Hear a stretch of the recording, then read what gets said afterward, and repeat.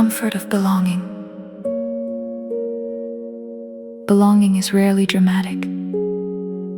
It is subtle.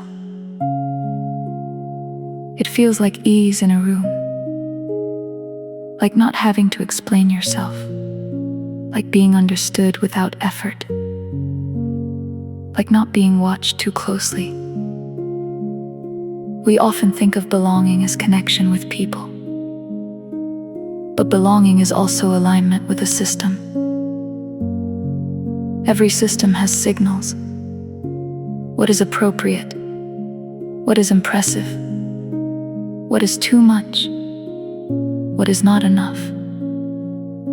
When our behavior aligns with those signals, something inside us relaxes. We are safe here. That feeling is powerful. And because it feels safe, we begin to protect it. We adjust tone. We soften opinions. We refine ambition. We limit expression. Not because someone demands it loudly, but because subtle approval feels reassuring. Belonging does not always require force. Sometimes it only requires reward.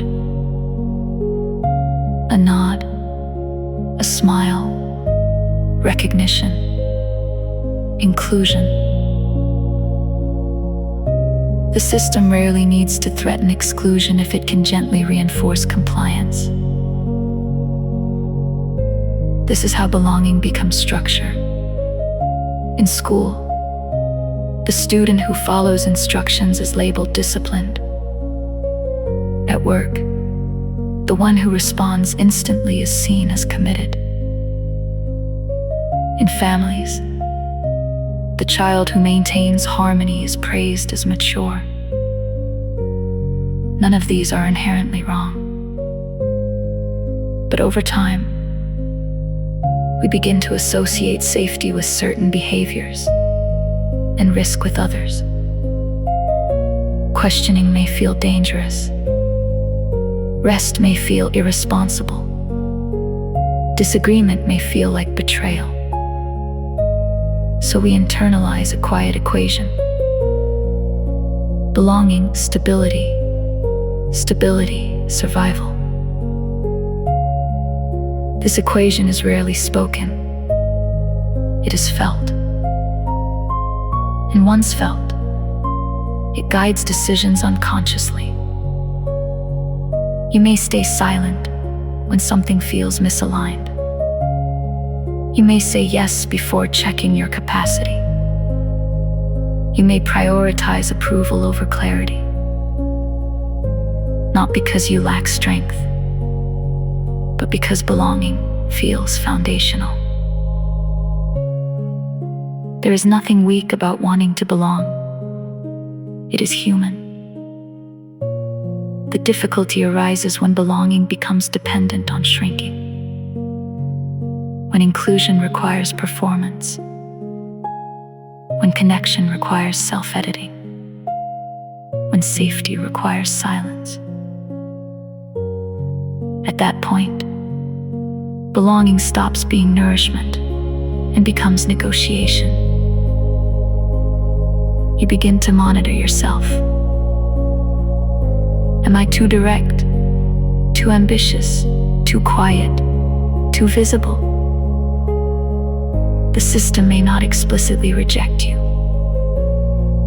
but you sense the boundaries, and sensing boundaries is often enough to adjust. This is how identity becomes shaped by comfort. Not by crisis, not by force, but by preference for ease. Over time, the desire to belong can outweigh the desire to be understood. And that is where subtle misalignment begins. You may not feel oppressed. You may even feel successful. But beneath the stability, there is a quiet question. If I stop performing alignment, still belong? That question is not meant to create suspicion. It is meant to create awareness. Belonging is beautiful when it does not require erasure.